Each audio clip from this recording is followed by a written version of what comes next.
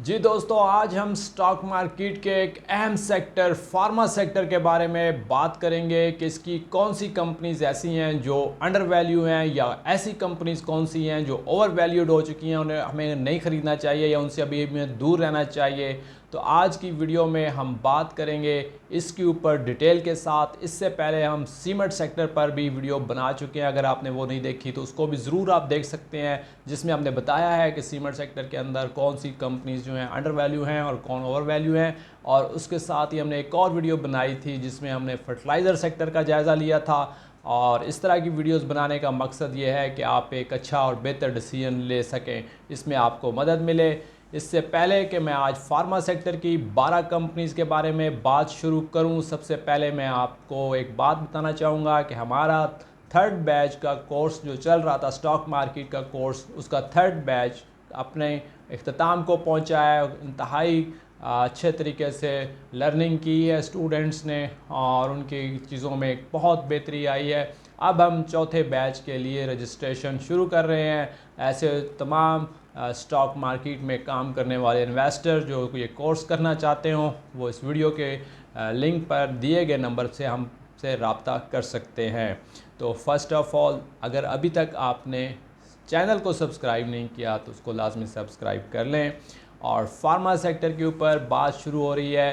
Pharma sector की 12 companies हैं जिसमें हम देखेंगे कि कौन सी कंपनी अंडर वैल्यू है और कौन सी कंपनी इस वक्त बहुत ज़्यादा महंगी है। तो फर्स्ट ऑफ़ ऑल मैं आपको बताता जाऊं कि इस सेक्टर के अंदर जो कंपनीज शामिल हैं, इनमें Abbott, Firoz laboratory, Glaxo, AGP, city pharma और हेलन, हाइनून, आईबीएल, मैक्टर, ओटोसोका, स्नोफी, सरले पाकिस्तान, बीएफ बायोसाइंसेस, ये सब कंपनीज शामिल हैं। तो सबसे पहले हम जिसका जिक्र करेंगे वो है एबट।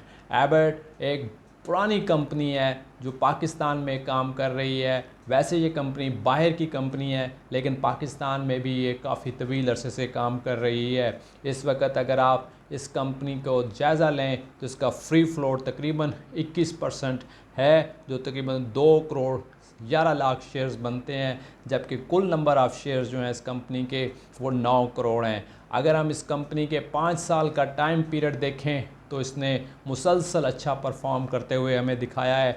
2021 में 60 रुपये बनाए हैं, 2022 में 30 रुपये बनाए हैं, जबकि 2023 में इस कंपनी ने 2 रुपये बनाए हैं और 2024 में दोबारा 53 रुपये बनाए हैं। जबकि फ़र्स्ट क्वार्टर के रिज़ल्ट के अंदर 2025 के फ़र्स्ट क्वार्टर में इसने 16 रुपये बनाए हैं।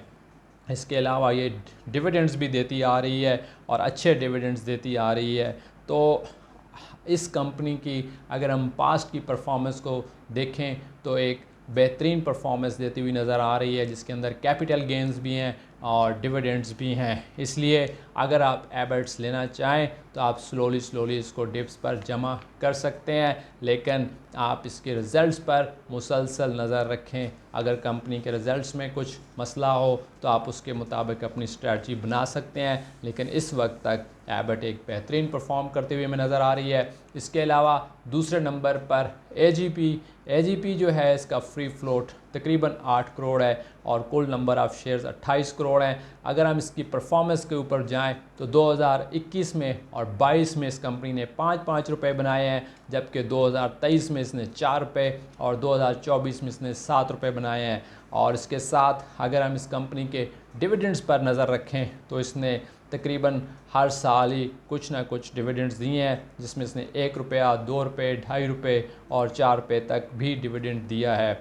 और कंपनी इस वक्त अगर पीई के हिसाब से देखें तो थोड़ी सी महंगी नज़र आ रही है, लेकिन अगर इसके रिज़ल्ट्स बहुत अच्छे आएँ तो कंपनी ओवर वैल्यू नहीं रहेगी। इसलिए एजीपी का रिज़ल्ट देखना बहुत इम्पॉर्टेंट होगा, वरना अदरवाइज़ यहाँ पे थोड़ी सी महंगी नज़र आ रही है। लेकिन मैं आपको एक बात करता जाऊँ कि फार्मा सेक्टर ओवरऑल अगर सेक्टर की बात की जाए तो इसकी सिवाय 1-2 कंपनीज़ को छोड़ के बाकी सब कंपनी इस वक्त काफ़ी ओवर वैल्यू नज़र आ रही हैं, लेकिन यहाँ पे भी हमें अच्छे स्टॉक्स मिल रहे हैं। अगर हम 2024 की बात करें तो फार्मा सेक्टर ने बहुत ज़बरदस्त परफॉर्म किया है और इसने इस दौरान तकरीबन 198% प्रॉफिट जो है अपने इन्वेस्टर्स को दिया है, जो कि एक बहुत बड़ा प्रॉफिट है। इसी दौरान अगर हम मुख्तलिफ़ कंपनीज़ का जायज़ा लेंगे तो उसमें भी हम देखेंगे कि उनकी प्राइस में कितना डिफरेंस आया है। और अभी हम तीसरे नंबर पर जिस कंपनी का जायज़ा लेने लगे हैं ये है BF बायोसाइंसेज़, फ़रोज़ लेबॉरेटरी ग्रुप की कंपनी है जो हाल ही में कुछ अर्सा पहले स्टॉक मार्केट में लिस्ट हुई है। अगर इसके फ्री फ्लोट की बात की जाए तो ये कंपनी इस वक्त तकरीबन अपने 30% फ्री फ्लोट के साथ काम कर रही है। टोटल नंबर ऑफ़ शेयर्स जो हैं इसके तकरीबन 8 करोड़ 83 लाख से ज़्यादा हैं। और अगर इसके क्वार्टरली रिज़ल्ट्स देखें, क्योंकि अभी ये कंपनी नई आई है, तो इसके क्वार्टरली रिज़ल्ट्स देखें तो ये तकरीबन हर क्वार्टर में 1 रुपया बनाती हुई हमें नज़र आ रही है। और इससे हमें ये आइडिया होता है कि तकरीबन हर क्वार्टर के अंदर कंपनी का जो प्रॉफिट है वो 8 करोड़ है और पूरे 1 साल के अंदर इस कंपनी के जो टोटल प्रॉफिट है वो तकरीबन 32 करोड़ है। और एक नई कंपनी के हिसाब से ये प्रॉफिट अच्छा है, लॉन्ग टर्म के लिए ये एक अच्छी कंपनी लग रही है। और इस फ्यूचर के अंदर हमें ऐसा महसूस होता है कि ये कंपनी इससे भी ज़्यादा प्रॉफिटेबिलिटी दिखा सकती है, इसके प्रॉफिट्स में इजाफा हो सकता है। आप इस कंपनी को अगर रखना चाहें तो रिकमेंडेशन ये है कि इसको कम से कम 5 साल के लिए आप रखें। आप इसको थोड़ा थोड़ा जमा करें, डिप्स पर जमा करें। जब इसका IPO हुआ था तो उस वक्त से लेकर अब तक ये कंपनी मुसलसल बहुत अच्छा परफॉर्म कर रही है, इन्वेस्टर्स की फेवरेट कंपनी लग रही है। लेकिन अब फ्यूचर भी इसका बहुत अच्छा लग रहा है, ग्रुप भी अच्छा है मेडिसिन्स के अंदर, तो आप इस कंपनी को रख सकते हैं। BF बायोसाइंसेस के अंदर लॉन्ग टर्म की इन्वेस्टमेंट कर सकते हैं। इसके बाद हम तीसरे नंबर पर जिस कंपनी को देखेंगे ये है सिटी फार्मा। सिटी फार्मा जो है अगर आप देखें 1 साल के अंदर तो इस कंपनी ने कमाल किया है। कम से कम ये 27 रुपये पर ट्रेड हो रही थी और ज़्यादा से ज़्यादा 109 रुपये तक का इसने हाई लगाया है, जो कि एक बहुत ज़बरदस्त परफॉर्म इसने किया है। इसके साथ अगर हम इसके फ्री फ्लोट की बात करें तो तकरीबन 35% फ्री फ्लोट है, जो 7 करोड़ 49 लाख शेयर्स बनते हैं। डिविडेंड्स में भी ये कंपनी तो कुछ ना कुछ अभी डिविडेंड्स देना शुरू किया हुआ है इसने।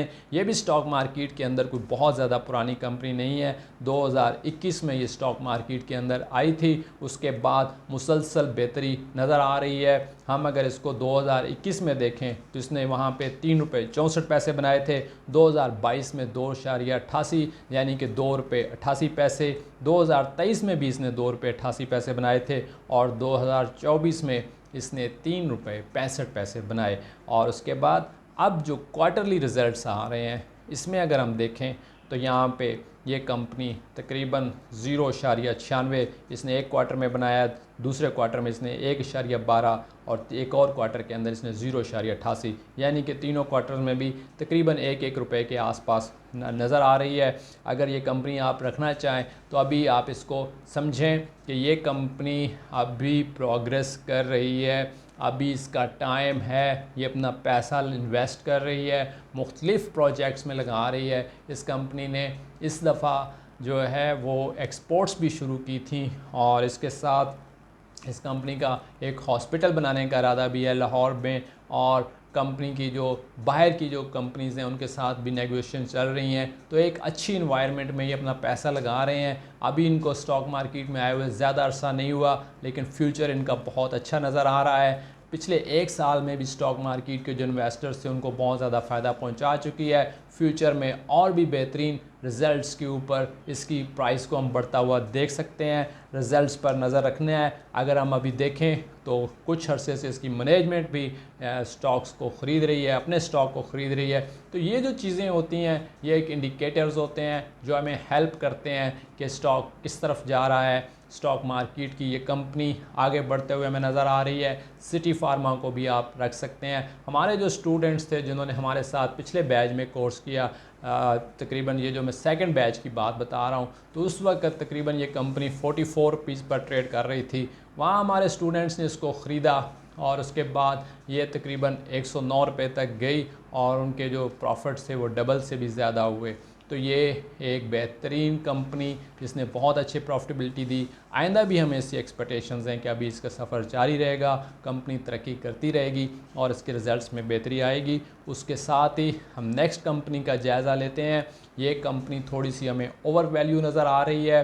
और महंगी नज़र आ रही है, आपने इसको थोड़ा सा एहतियात करनी है। इस प्राइस पे इसको ख़रीदने के बजाय आप कोशिश करें, वेट करें, थोड़ा अगर नीचे मिले तो फिर आप इसको जमा करें। ये कंपनी है फ़िरोज़ लैबोरेटरी।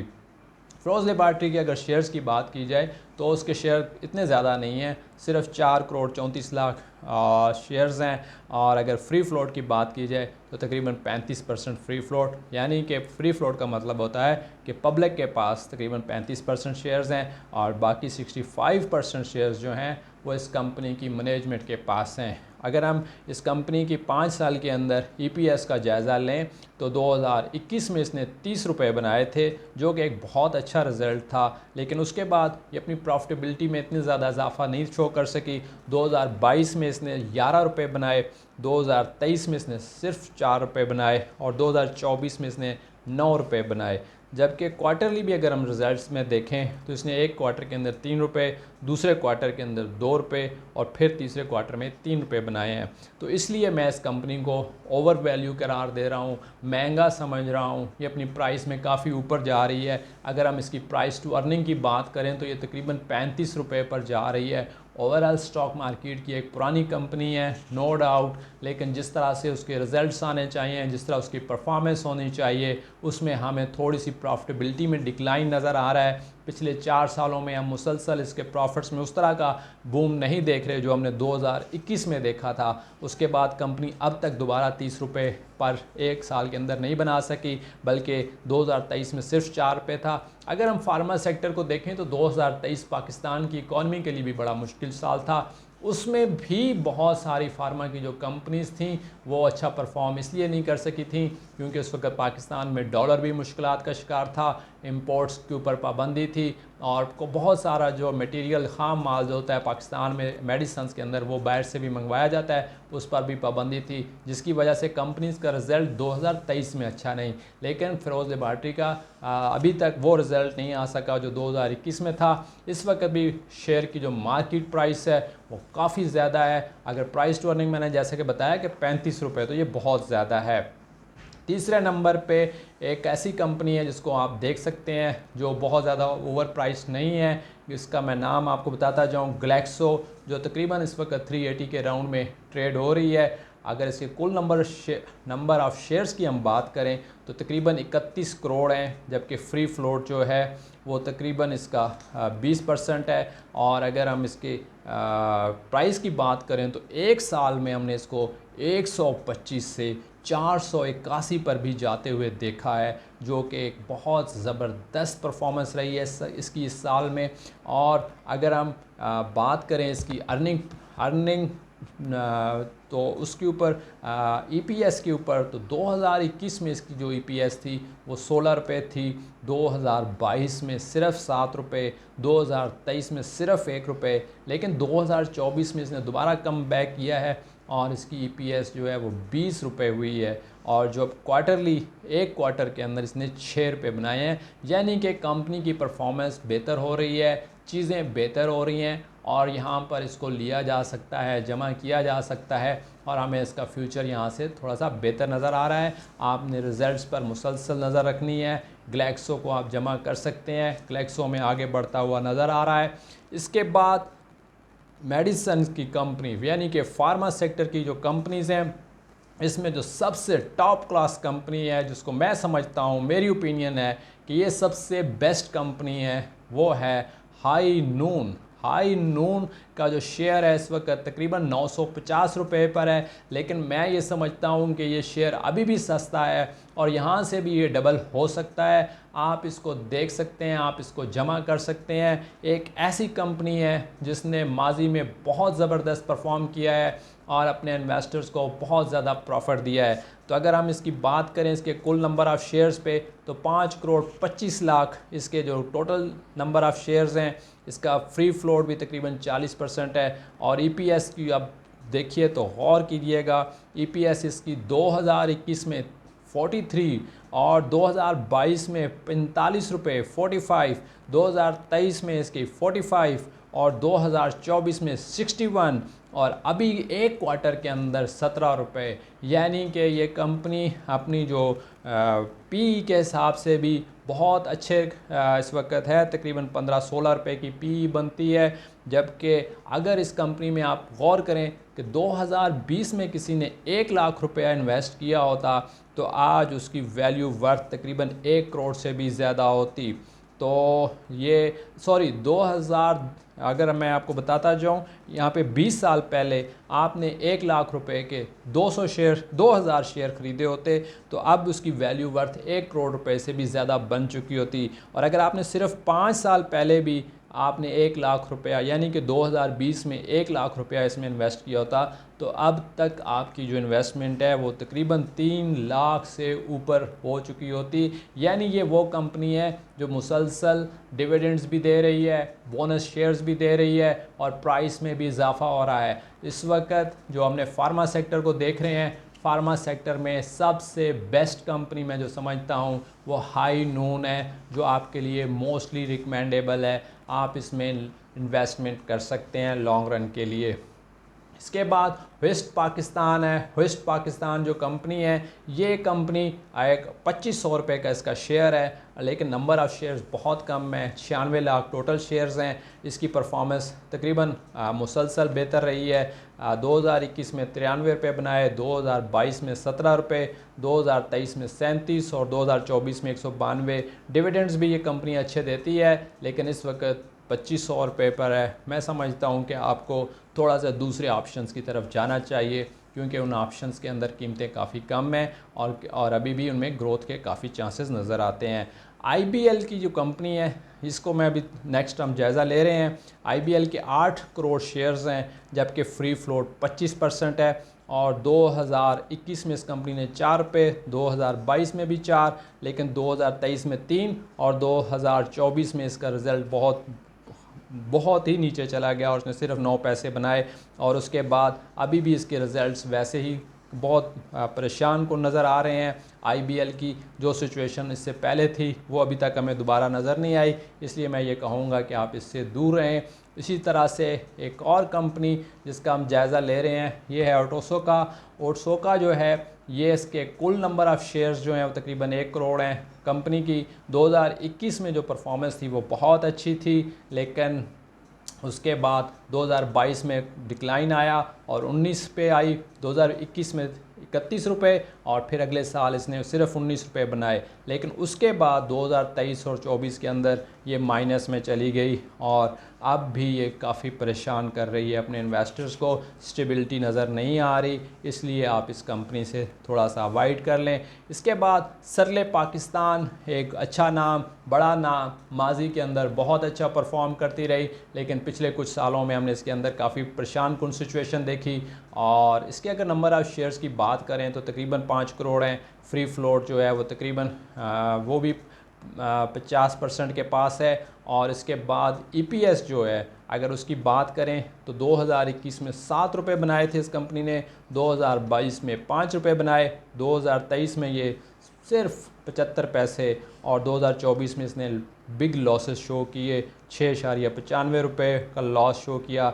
उसके बाद अब तक ये कंपनी कोई बहुत ज़्यादा मुतासर कुन रिज़ल्ट शो नहीं कर सकी। इन्वेस्टर के लिए इतनी अच्छी नहीं है, लेकिन डे ट्रेडर्स जो हैं इसको काफ़ी इंजॉय करते हैं। सरले पाकिस्तान की बात कर रहा हूँ, सरले पाकिस्तान के रिज़ल्ट्स भी अभी तक अच्छे नहीं आ रहे और सरले पाकिस्तान इस वक्त जो नज़र आ रही है इन्वेस्टर्स के लिए वो काफ़ी महंगी है। तो आपने इस कंपनी को इसके रिज़ल्ट्स पर नज़र रखनी है। पिछले 2 सालों से इसके रिज़ल्ट्स वैसे नज़र नहीं आए जैसा कि माजी में नज़र आते थे, इसलिए अभी परेशान कुन सूरत हाल है। लास्ट में कंपनी है लाइवन। लाइवन के जो शेयर्स हैं ये हैं 2 करोड़, फ्री फ्लोट 10% और कंपनी जो है ये भी पिछले 2 सालों से मुसलसल नुकसान में है, इसलिए मैं इसको भी नॉट रिकमेंड करूँगा। लास्ट में मैं आपको थोड़ा सा जायज़ा ले देता हूँ कि कंपनीज़ में से कौन कौन सी आप सेलेक्ट कर सकते हैं। बेस्ट कंपनी जो मेरे नज़र में है वो हाई नून, जिसका मैंने आपको बताया। उसके बाद सिटी फार्मा जो ग्रो कर रही है, आपके लिए एक बेहतरीन चॉइस हो सकती है। उसके बाद एबट और AGP, और लॉन्ग टर्म के अंदर एक और अच्छी कंपनी आपके लिए जो चॉइस हो सकती है वो BF बायोसाइंसेस। और इसके अलावा फ़िरोज़ लैबोरेटरी का मैंने बताया कि काफ़ी ऊपर है, अगर कोई बहुत अच्छा रिज़ल्ट दे तो आप इसको देख सकते हैं। इसके अलावा बाकी कंपनीज़ को मैंने नॉट रिकमेंड किया है। तो ये सब कंपनीज़ जो आज फार्मा सेक्टर के अंदर आपने देखी। लास्ट में मैंने आपको एक दफ़ा फिर बता दिया है कि बेस्ट कंपनी जो है वो उसमें हमारे लिए हाई नून है। सेकंड हमने इसको चॉइस किया है सिटी फार्मा, और उसके अलावा हम एबट, एजीपी और बीएफ बायोसाइंसेस को भी अच्छे नंबर्स देते हैं, लेकिन बाकी कंपनीज़ को हम नॉट रिकमेंड कर रहे हैं। आज की वीडियो आपको कैसी लगी? ये वीडियो देखने के बाद आप अपना फीडबैक लाजमी दीजिएगा। हमने आज फार्मा सेक्टर को तफसील से कवर करने की कोशिश की है, आइंदा भी हम कोशिश करेंगे कि नेक्स्ट सेक्टर्स को कवर कर सकें। आप किस तरह की वीडियोस देखना चाहते हैं, अपना फीडबैक ज़रूर दीजिएगा। अगर चैनल अब तक सब्सक्राइब नहीं किया तो लाजमी सब्सक्राइब कर लें। बहुत शुक्रिया। अल्लाह हाफिज़। अस्सलाम वालेकुम।